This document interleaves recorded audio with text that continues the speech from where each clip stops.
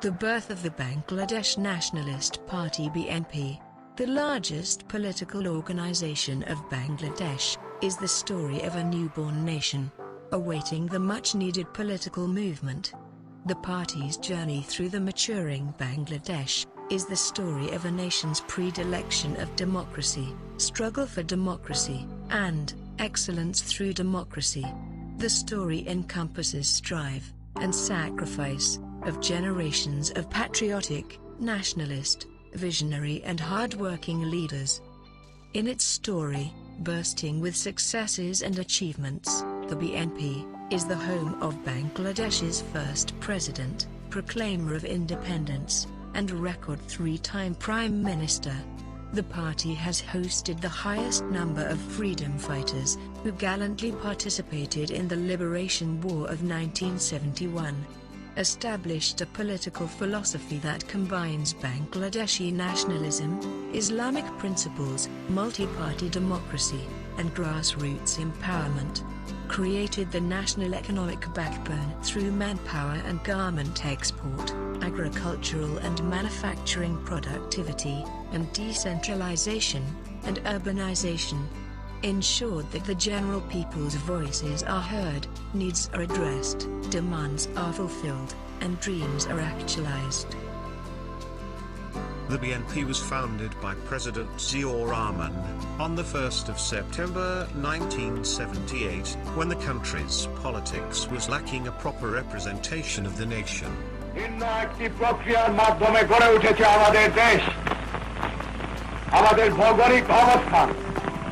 আমাদের ভাষা, সাহিত্য, সংস্কৃতি, আমাদের আচার ব্যবহার, চিন্তাধারা, এমনকি আমাদের জনগণের অন্তরে সৃষ্ট নবতার চেতনা সবকিছুই স্বতন্ত্র। আমরা চাই আমাদের জনগণকে ঐক্যবদ্ধ করে বাংলাদেশের স্বাধীনতা ও সার্বভৌমত্বের চেতনাকে জনগণের মনে সুদৃঢ় ভিত্তিতে প্রতিষ্ঠিত করতে। এটাই হলো বাংলাদেশী জাতীয়তাবাদ। The party's foundation was not just a political gap filled as the aftermath of a horrific misrule, but also an inclusive socio-political pathway to thrive the then much-needed process of nation-building. Besides the foundation with immense historic significance for Bangladesh, and the international recognition for its revolutionary liberalization of the Bangladeshi economy, as well as the establishment of the SAARC, BNP's true political accolade is that the Bangladeshi people elected the party to govern them for a record 5 times, which is the highest for any political party in Bangladesh. When the anti-Bangladesh forces, in a bid to derail the country's progression, strangled the democratic political system President Ziaur Rahman had established, and turned it into a fascist regime by the dictator Hussein Mohammad Ershad, it was again the BNP, despite enduring state-sponsored percussions from the regime, that organized the Bangladeshis through the historic 1990s struggle to return to democracy. The 1991 BNP government, led by Begum Khaleda Zia, that was elected following the overthrow of dictator Ershad, began a new era toward excellence in governance, economy and social welfare. The BNP was again elected in 1996 and 2001 elections, where its effective stances were ascertained through rapid economic growth, infrastructural development, energy generation, expanded primary and secondary education, women empowerment, diminished crime and terrorism, and thorough grassroots engagement in governance policy making, the latter contrived by Sheikh Zia's worthy son Tariq Rahman. However, the rationalization of the BNP's historic and political significance for Bangladesh integrally lies in the pivotal role of its founder President Ziaur Rahman in the birth of the very country. So, now, let us revisit the history, and see how the stories of Zia, Bangladesh and BNP tie together as one entity. March 1971. The only call the nation awaited was an articulate declaration of independence to counteract the oppression of the then West Pakistan regime. On 25th of March 1971, when the political leaders, entitled to make the decisive call and guide us accordingly, were occupying sham political talks and public eyewash, the Pakistani regime planned, and staged one of the most atrocious and outrageous crackdowns of the human history, on the people of the then East Pakistan. While the Bengali political leadership remained safe and secure, the freedom-loving common people were massacred by the Pakistani troops just within few hours, on the streets, at their workplaces, at their homes, in their bedrooms, and wherever they were found. An eerie numbness caught the whole nation, shocked by the extent of horror, disorientated by the lack of direction and leadership.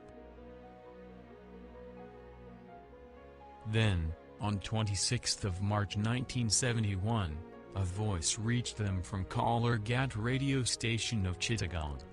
The then young Major Zia-ur-Rahman, calmly, but precisely and strikingly, announced to the world the birth of a new country, Bangladesh, and made the long-awaited call to the oppressed people for decisive armed actions, to fight off the Pakistani oppressors. I, Major Zia-ur-Rahman, do hereby declare the independence of Bangladesh. When Zia went on live radio and declared he was only 34 years old, the entire world was taken to amazement not only by the birth of a new nation, but also by the valiant turnaround of that brutalized nation at the call of a young and dynamic army officer, Major Zia. The organized and decisive action that is required for a true war of independence was triggered by Major Zia's articulate call to take up arms. Zia's revolt against his West Pakistani military bosses at his then station in Chittagong was followed by a series of similar rebellions by the East Pakistani officers across the country. Unlike the then designated political leadership that spent the span of the war safely in another country, Zia chose to lead his units of freedom fighters inside Bangladesh. The valiant freedom fighters under Zia's command made up the prestigious Z Force, which eventually became the most formidable unit in the Liberation War. Zia was subsequently decorated with the highest honor for a living Bangladeshi, for his bravery in proclaiming the independence of Bangladesh and leading the nation's victory with exemplary performance on the battlefield.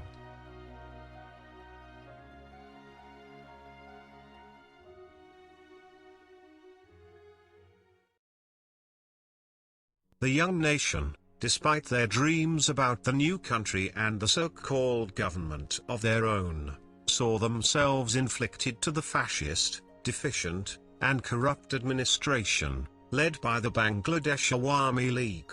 Sheikh Mujibur Rahman, the leader who they took to be the icon of their hard-earned freedom, established himself as a murderous, nepotistic, and authoritarian dictator, who not only just stifled freedom of speech and political opponents, but unleashed state machineries to kill opposition activists by tens of thousands. The very parliament that the nation had expected to deliver the promised social welfare, economic freedom and political participation, was not only where Sheikh Mujib audaciously bragged about murdering opposition leaders, but also where he established the ruthless one-party regime, also known as the Baksal regime. All political parties except his own were dissolved. All newspapers except those preached him were closed. All opinions and intellectuals, those deferred him, were annihilated. For the Bangladeshis, the 1972 to 1975 misrule by Sheikh Mujib and his Awami League was a betrayal to their nationhood, a denial of the pathway needed for their survival, a precise decimation of their dreams about the new Bangladesh that they sacrificed so much to achieve. Mujib's self-styled tyranny took heavy toll on his reputation, not only among the Bangladeshis and the international community, but also among the leadership of his own party. In August 1975, Mujib's spiraling unpopularity, fueled by the massacres of his oppositions, rampant corruption and nepotism, an irreversibly sinking economy, a man-made famine, and a near-total isolation from the international community, was exploited by the ambitious elements of his own Awami League party, whose defiance rapidly turned into a military coup, and Mujib with his family was assassinated. The coup overthrew Mujib's one-party Baksal regime, and replaced it with an interim administration, mostly manned by the very members of the dead Mujib's preceding inner circle and cabinet. As Mujib had cruelly crushed all his organized political oppositions, settling the vacuum caused by his assassination was not easy, and the country further destabilized, following a series of deadly coups and counter-coups. One of the counter-coups in November 1975 captured the then Deputy Army Chief, Major General Ziaur Rahman Biawatam, despite the distance from politics he had been maintaining throughout the post-war period. The move provoked unprecedented anger within the armed forces, as well as the public, who had always hailed him for his heroic role in the 1971 Liberation War. A decisive soldiers' public joint revolution was instigated on 7 November, known as Jatio Biplobo Shunghoti Dibosh. The revolution freed Zia, and handed him the charge of Bangladesh, with an unequivocal general consent. He then stabilized the country, and for the first time since 1971, the nation saw a disciplined and functioning administration. This is where Major General Ziaur Rahman, coming from a military background, had succeeded in becoming the greatest statesman in Bangladesh, while Sheikh Mujibur Rahman, conducting politics all his life, had failed to earn any media, public, or intellectual sympathy, even after his and his family's tragic death. In contemporary Bangladesh, we talk a lot about bringing forward-looking youthfulness in our politics. And we also talk a lot about coming out of the slippery slope of hatred and vengeance, and create a politics of reconciliation. Indeed, it was Ziaur Rahman who brought all these traits together into the politics of Bangladesh about 4 decades ago, and helped the people of Bangladesh dream big. Zia took over the helms of Bangladesh, first as a major general within the army, and then as the elected president of the country. And that too, as a young man characterized by vision, dedication, determination and passion. By the time Zia died leading Bangladesh through its most formative years, he was only 45 years old. As a president, Zia single-handedly brought the dysfunctional state machineries back on track, re-established democracy incorporating all values, beliefs and ideologies, initiated progressive politics of national unification above partisan confrontation, passed research-oriented, reformative and revolutionary policies in all socio-economic aspects, drew sector-specific short and long-term developmental roadmaps, and integrated the country with the wider world. In accomplishing all these and rebuilding Bangladesh just within 4 years, Zia created the biggest ever national coalition and meaningful reconciliation. Not only did he include leftist, rightist, centrist political elements, he also relied heavily on fresh faces, young and bright professionals with proven track records of service, excellence and intellect, in his nation-building politics and policy-making. Zia's speeches and actions remain the most inclusive and the most successful vision of our nationhood, ever articulated by a Bangladeshi leader. His messages are as practical, relevant and advanced today, as they were during his time. During Zia's lifetime, he dedicated himself to the struggle of the Bangladeshi people.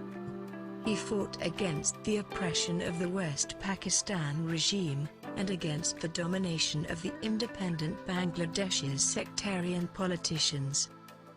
He cherished the ideal of a democratic and free society thriving in an independent and sovereign Bangladesh, wherein all Bangladeshis would live together in harmony and with equal opportunities, and where an elected government would strive for good governance, with a development agenda. It is an ideal which Zia hoped to live for, and if needed to be, it was an ideal for which he was prepared to die. And the preparation for death had to come to effect.